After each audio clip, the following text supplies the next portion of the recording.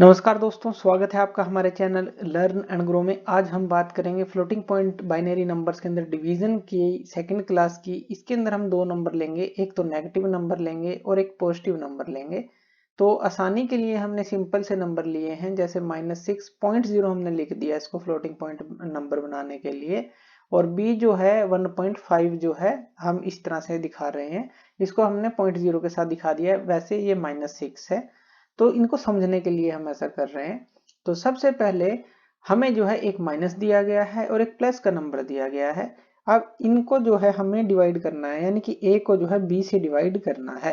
तो चलिए यहाँ पर सबसे पहले बाइनरी फॉर्म इसकी लिख लेते हैं, जो कि होगी 110.0। अब ये कैसे आई, ये पहले लेक्चर में भी हम देख चुके हैं। मान लेते हैं यहाँ पर 4 बिट ले लें, इस तरह से 4 ब्लॉक मान लेते हैं।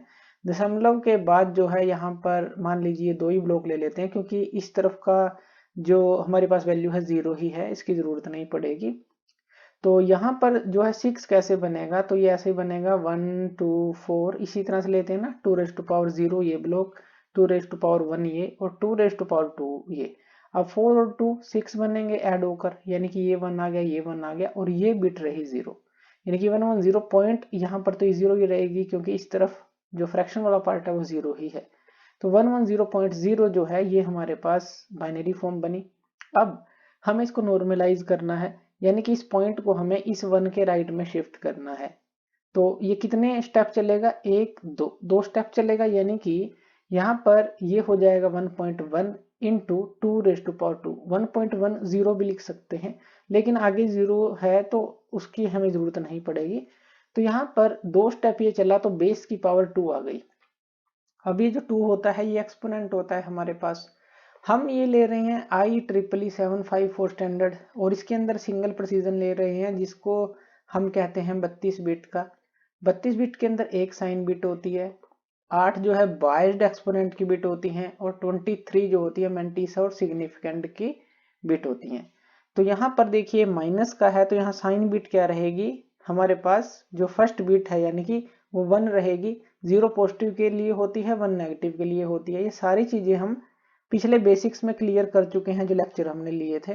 तो चलिए यहाँ पर साइन जो है 1 यहाँ पर दिखाएंगे, नेगेटिव रहेगा, यानी कि साइन बिट जो है 1 रहेगी। जो एक ही बिट जो है इसको दी गई है साइन के लिए, 0 या 1, तो यहाँ पर ये 1 रहेगी। एक्सपोनेंट 2 है, बायस्ड एक्सपोनेंट कितना होगा, एक्सपोनेंट तो 2 है, यानी कि बेस की पावर जितनी है वो एक्सपोनेंट हो गया। बायस्ड एक्सपोनेंट हम 127 ऐड कर देंगे, अगर सिंगल प्रिसीजन या 32 बिट की बात करें, तो ये बन जाता है 129। 2 के अंदर 127 को ऐड करेंगे, 129 बनेगा। अब ये 129 डेसिमल के अंदर है, इसको बाइनरी फॉर्म में लिख लेंगे। बाइनरी फॉर्म में कैसे हमने इसको लिखा, अब यहाँ पर देखिए 8 बिट थे हमारे पास, किसके लिए, जो बायस्ड एक्सपोनेंट था उसके लिए, यानी कि इसी के लिए। तो यहाँ पर गिनेंगे तो ये 8 बिट है हमारी। और यहाँ पर ये 129 कैसे है, ये है 2⁻0 और ये है 2⁻7, क्योंकि 0 से 7 8 हो गई। अब 2⁻0 का मतलब 1 है, 2⁻7 का मतलब 128 है, तो ये दोनों जुड़कर 129 बनाएंगी, यानी कि एक तो ये 1 हो गया, एक ये 1 हो गया, बाकी की सारी 0, और टोटल कितनी है, 8 बिट है।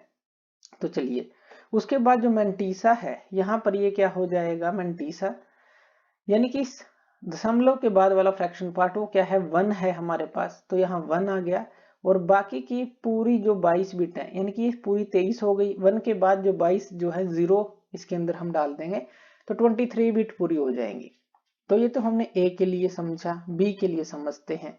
अब ये प्लस का है हमारे पास नंबर, 1.5 को क्या लिख सकते हैं, 1.1 लिख सकते हैं।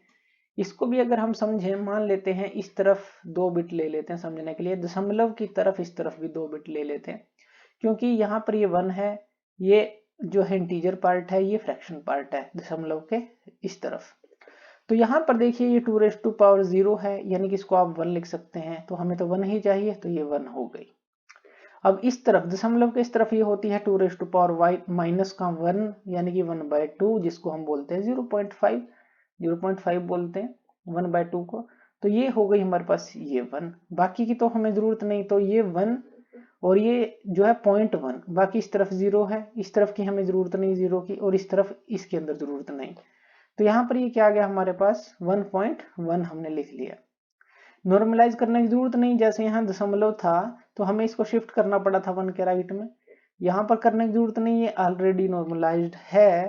तो 1.1 इंटू 2⁻0 इसको लिख सकते हैं, क्योंकि हमने शिफ्ट तो नहीं किया तो बेस की पावर 0 रहेगी, एक्सपोनेंट रहा 0, तो साइन रहा इसका 0 क्योंकि पॉजिटिव नंबर है। उसके बाद एक्सपोनेंट रहा 0 जो कि बेस की पावर है। बायड एक्सपोनेंट क्या होगा, उसके अंदर 127 को ऐड करेंगे, दोनों को ऐड करेंगे तो 127 ही मिलेगा। 127 को हम ऐसे लिख सकते हैं 2⁻0 से लेकर 2⁻6 तक सबको ऐड करेंगे तो 127 मिलेगा और लास्ट वाली बिट 0 रहेगी। उसके बाद मेंटीसा जो है वो क्या आएगा, इस जो दशमलव के इस तरफ वाला है तो ये 1 ही है, तो 1 और आगे जो है सारी बिट 0 से फिल कर देंगे, टोटल 23 बिट है यहाँ। तो यहाँ पर मेंटीसा देखें तो बिल्कुल सेम आया है दोनों का। तो चलिए आगे चलते हैं, यहाँ पर XOR टेबल को देखते हैं अब डिवीजन के लिए, यानी कि एक तो पॉजिटिव नंबर है, एक नेगेटिव नंबर है। ए हमारे पास क्या है, नेगेटिव है, ये हमने देख लिया। बी हमारे पास क्या है, पॉजिटिव नंबर है। तो डिवीजन के लिए जो XOR टेबल है वो क्या कहती है कि जो कोशिएंट है, जब ए को हम बी से डिवाइड करेंगे, यानी कि ए को जब हम डिवाइड करेंगे बी से, तो क्या आंसर आएगा, कोशिएंट जो है वो नेगेटिव में आएगा या पॉजिटिव में आएगा, वो चीज। तो यहाँ पर टेबल को देखें 0 0, यानी कि अगर साइन बिट ऑफ डिविडेंड भी 0 हो और डिवीजर भी 0 हो तो XOR रिजल्ट आएगा 0, यानी कि sine of the quotient positive रहेगा। यहाँ पर क्या है, अगर साइन बिट देखें, ए के लिए ये 1 है, बी के लिए 0 है। तो यहाँ पर देखिए 1 0 हो या 0 1 हो, देखिए जैसे 0 1 है या 1 0 है, उसके लिए जो XOR रिजल्ट रहता है वो 1 1 ही रहता है, यानी कि साइन ऑफ कोशिएंट जो है नेगेटिव ही रहता है। तो यहाँ पर जो रिजल्ट आएगा कोशिएंट जो आएगा नेगेटिव में ही होगा, यानी कि आंसर जो है नेगेटिव में हमें कोशिएंट का मिलेगा। अगर ये दोनों 0 0 हो या 1 1 हो तो आंसर हमें पॉजिटिव में मिलता है कोशिएंट का, यानी कि साइन जो है उसकी बात कर रहे हैं, जो कोशिएंट का साइन आएगा।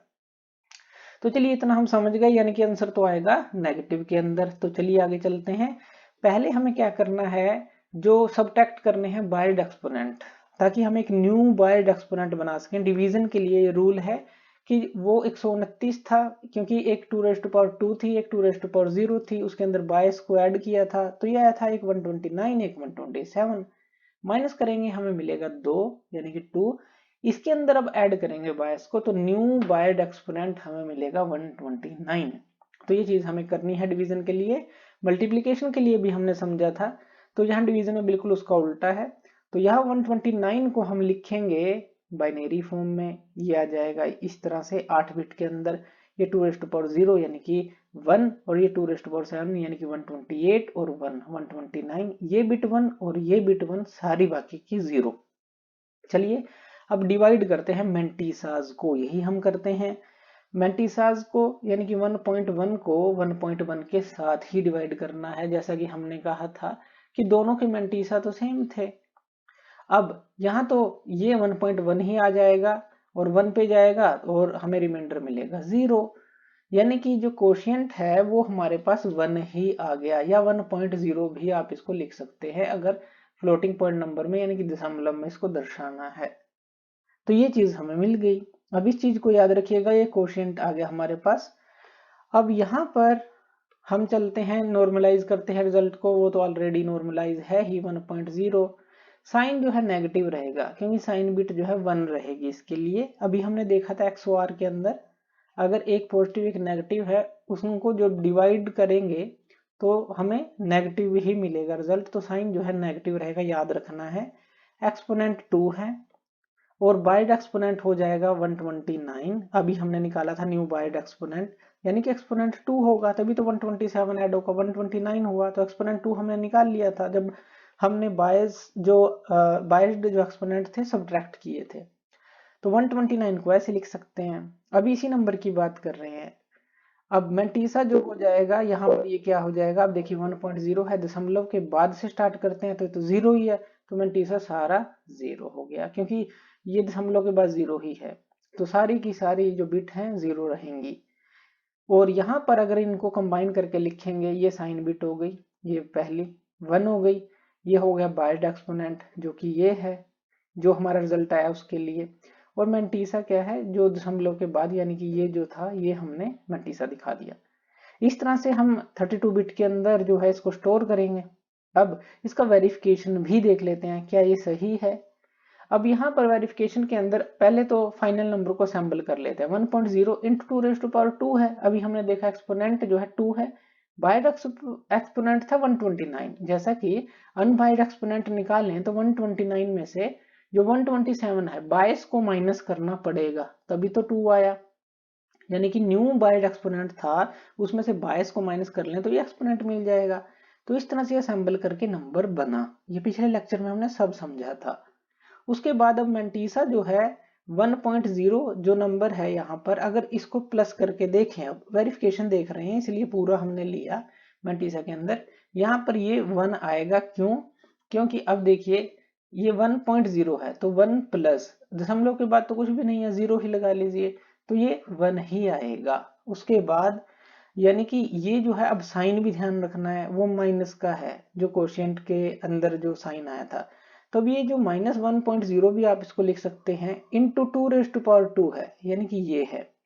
तो यहाँ पर जब आप इसको मल्टीप्लाई करेंगे -4 हमारे पास आंसर आएगा। -4.0 हमने दिखाया है। हमारे पास कौन कौन से नंबर थे? एक तो था हमारे पास -6 था, और एक क्या था हमारे पास 1.5 था, यही था। तो अब जब हम इसको डिवाइड करेंगे ऐसा कर सकते हैं, जैसे इस पॉइंट को अगर हम हटा दें, यहाँ 15 ले लें, और यहाँ पर ये क्या हो जाएगा, यहाँ 60 ले लेते हैं, तो सीधा अगर देखें डिवाइड करके देखें तो यहाँ पर हमें 4 मिल जाता है, यानी कि माइनस का 4, जो कि यहाँ पर आंसर आया है। ऐसे भी समझ सकते हैं, मान लीजिए -6 डिवाइड में 1.5 है, इसको ऐसे कर सकते हैं -6 इंटू 10 डिवाइड में क्या रह गया, ये पॉइंट हमने हटा दिया क्योंकि 1.5 को हम 15/10 कर लेंगे, 10 ऊपर चला जाएगा, -60/15 आ गया। डिवाइड करेंगे क्या आ गया, माइनस का 4। तो बिल्कुल सही आंसर आया है, जो कि ये हमने असेंबल करके देखा नंबर, इसको सोल्व करके देखा तो यही तो आंसर आया। और डिवाइड करके देखें डेसिमल नंबर को, यही आता है। तो यहाँ पर हम वेरिफिकेशन भी कर सकते हैं। तो इस तरह से पॉजिटिव नंबर हो, पॉजिटिव नेगेटिव नंबर हो, दोनों हमने एग्जांपल देख लिए। या नेगेटिव नंबर भी लेंगे तब जो है आंसर जो है कोशिएंट का जो साइन है वो पॉजिटिव आएगा। XOR टेबल को ध्यान रखना है इन चीजों के अंदर। तो थैंक यू वीडियो देखने के लिए, और इसी तरह की वीडियोस के लिए आप हमारे चैनल लर्न एंड ग्रो पे हमें सब्सक्राइब कर सकते हैं। धन्यवाद।